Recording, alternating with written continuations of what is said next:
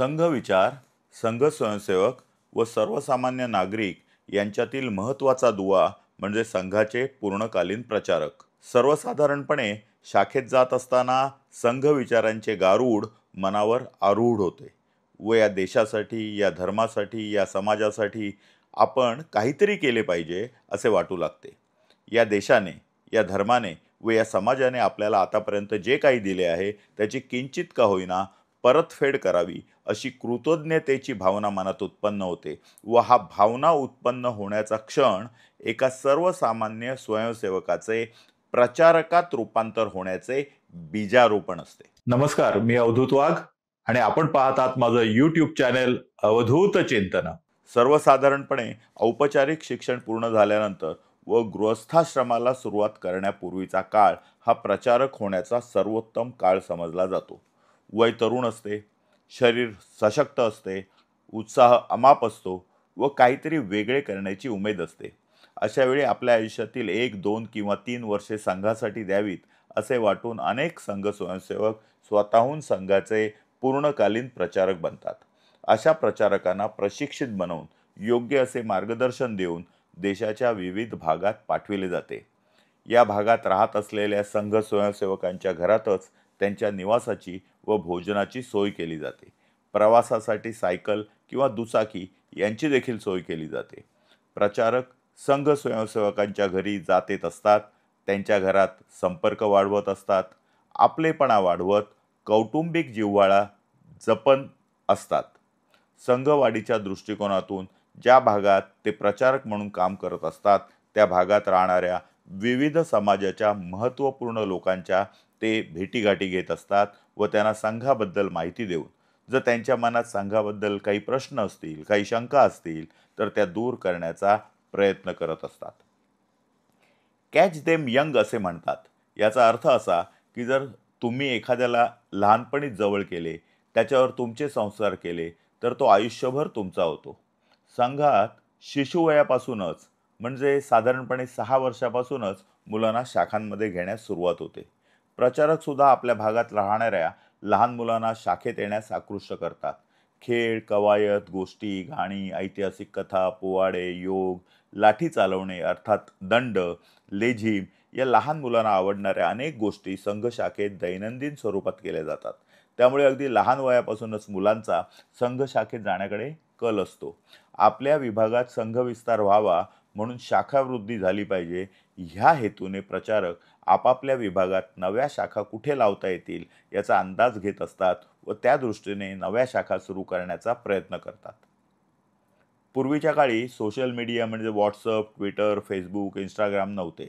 आजच्यासारखे दूरचित्रवाहिन्यांचे जाळेही नव्हते. आजच्या जमान्यात आहेत तशी प्रचाराला उपयुक्त अशी माध्यमे देखील उपलब्ध नव्हती.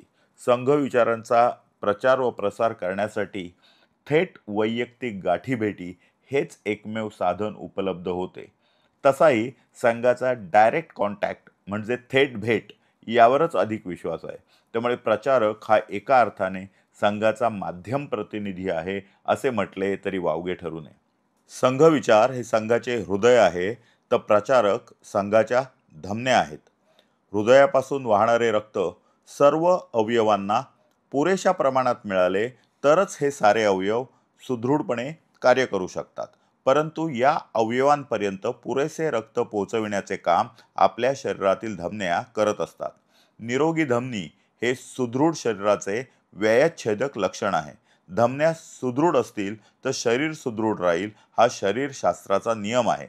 संघाचे प्रचारक हे या अर्थाने संघ परिवारात धमन्यांचे काम करतात.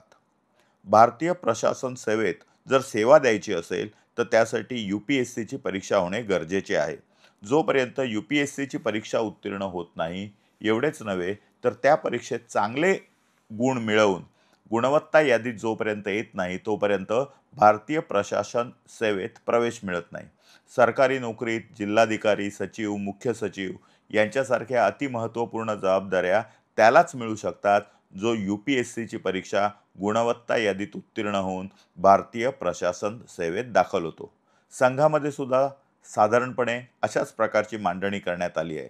संघामध्ये कोणताही संघ प्रचारक जर त्याच्यात अपेक्षित गुण असतील तर संघाचा सरसंघचालक बनू शकतो.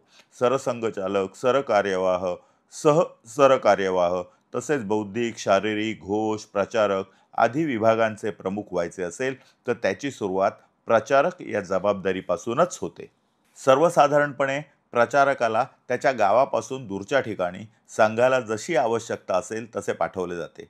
कित्येक वेळा तर एका प्रांताच्या स्वयंसेवकाला दुसऱ्या प्रांतात प्रचारक म्हणून पाठवले जाते. अशा वेळी भाषेची अडचण येते, पण तीच तर नवी भाषा शिकण्याची संधी असते.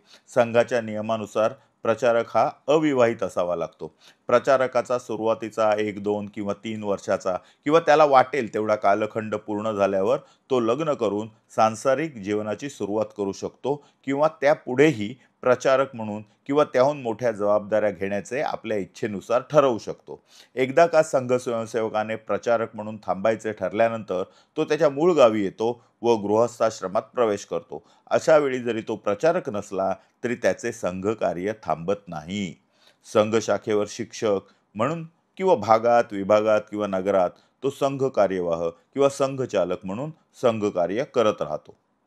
प्रचारक संघ कार्य करताना संघाच्या वरिष्ठ अधिकाऱ्यांना प्रचारकामध्ये असलेले विविध गुण, त्याचे आवडते क्षेत्र, त्याला असलेल्या विविध क्षेत्रांची असलेली माहिती याची जाण होते. कित्येक वेळा अशा प्रचारकांना ते प्रचारक म्हणून थांबल्यानंतर त्यांच्या आवडीप्रमाणे संघाच्या विविध भातृसंस्थांमध्ये पुढील काम करण्यास सांगितले जाते. उदाहरणार्थ विद्यार्थी, शिक्षण आदी विषयात विशेष रस असलेल्या एखाद्या प्रचारकाला विद्यार्थी परिषदेत, तर कामगार क्षेत्रात रुची असणाऱ्याला भारतीय मजदूर संघात जबाबदारी दिली जाते. धार्मिक कार्यात रस असणाऱ्याला विश्व हिंदू परिषदेची जबाबदारी दिली जाते, तर वाङ्मयात, लेखनात रुची असणारे पूर्व प्रचारक संघाच्या विविध नियतकालिकात काम करतात. संघाची ही कार्यपद्धती भारतीय प्रशासन सेवेसारखीच मजबूत व पारदर्शी आहे. संघाच्या या अद्वितीय कार्यपद्धतीमुळे व प्रचारक तयार करण्याच्या पद्धतीमुळेच संघ चिरकाल टिकणारे व मजबूत विचारधारेवर आधारित नेतृत्व तयार करू शकला व यापुढेही करत राहील. आजच्या घडीला संघात सुमारे 5,000हून अधिक पूर्णकालीन प्रचारक देशाच्या विविध भागात संघकार्य अतिशय शांततेने, संयमाने, कुठलाही गाजावाजा न करता करत आहेत. संघवाढीला मुख्यतः पूर्णकालीन प्रचारक हे कारणीभूत आहेत असं म्हटलं तर त्याला कोणाचा विरोध असण्याचे कारण नाही. जोपर्यंत प्रतिवर्षी प्रचारकांची संख्या वाढत आहे तोपर्यंत या देशात संघ वाढ होतच राहणार, ही काळ्या दगडावरची पांढरी रेघ आहे. तुम्हाला हा व्हिडिओ जर आवडला असेल तर लाईक करा, कमेंट करा, फॉरवर्ड करा, सबस्क्राईब करा आणि बेल आयकॉन दाबायला विसरू नका.